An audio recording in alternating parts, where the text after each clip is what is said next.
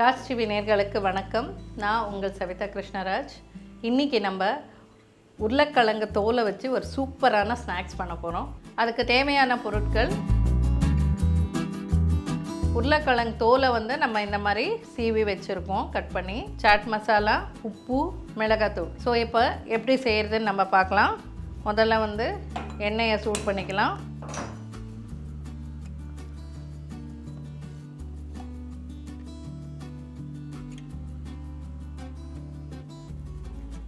So நம்ம உருளைக்கிழங்குல chips பண்ணியிருக்கோம், French fries அந்த மாதிரி எல்லாம் நம்ம பண்ணியிருக்கோம். ஆனால் உருளைக்கிழங்கோட தோலை யூஸ் பண்ணி ஒரு ஸ்நாக் பண்ணுறது இது டிஃப்ரெண்ட்டாக இருக்கும்.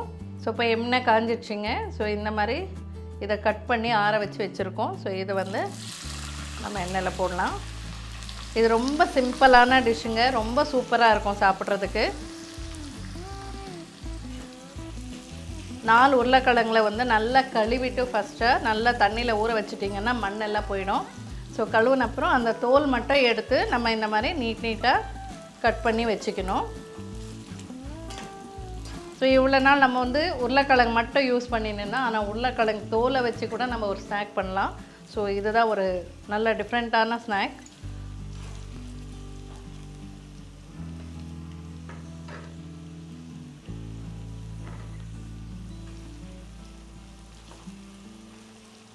ஸோ பாருங்கள், இவ்வளோதாங்க. இந்த தோலை நம்ம எண்ணெயில் போட்ட உடனே நல்லா இந்த மாதிரி டீப் ஃப்ரை பண்ணிடணும். இந்த மாதிரி நல்லா ஃப்ரை ஆயிடுச்சு பாருங்கள். ஸோ இப்போ நம்ம இந்த எண்ணெயிலேருந்து இதை எடுத்துடலாம்.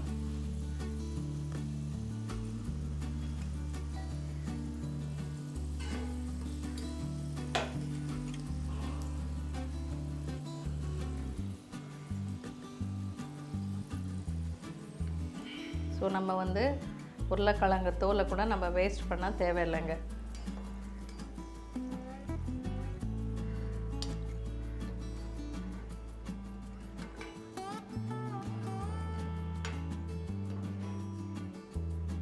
ஸோ இப்போ பார்த்திங்கன்னா இந்த மாதிரி எண்ணெயில் டீப் ஃப்ரை பண்ணியாச்சு. ஸோ நல்லா இப்போ அப்படி ப்ரெஸ் பண்ணிட்டோன்னா ஸோ எண்ணெய் எல்லாம் போயிடும். ஸோ அவ்வளோதான்.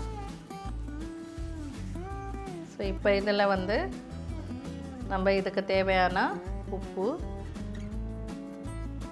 இதுக்கு தேவையான காரப்பொடி, இல்லை கொஞ்சோண்டு சாட் மசாலா போடுவோம். கொஞ்சமாக போடுங்க, அவ்வளோதான். ஸோ இதை இப்படியே நல்லா மிக்ஸ் பண்ணிட்டிங்கன்னா மிக்ஸ் ஆகிடும். அவ்வளோதாங்க. ஸோ ஈவினிங் ஸ்நாக்ஸ் ரெடி ஆகிடுச்சு. ஸோ உருளைக்கிழங்கு தோலை வச்சு நம்ம ஒரு ஸ்நாக்ஸ் பண்ணியாச்சு. ஸோ இந்த மாதிரி மிக்ஸ் பண்ணிவிடுங்க. இப்போ உப்பு காரம் எவ்வளோ தேவையோ உங்களுக்கு அவ்வளோ போட்டு நீங்கள் அதெல்லாம் மிக்ஸ் பண்ணிக்கலாம். So potato skin snack ready ஆகிடுச்சு. நீங்களும் இதை ட்ரை பண்ணி பாருங்கள். நாளைக்கு இன்னொரு டிஷ்ஷோடு உங்களை சந்திக்கிறேன். நன்றி, வணக்கம்.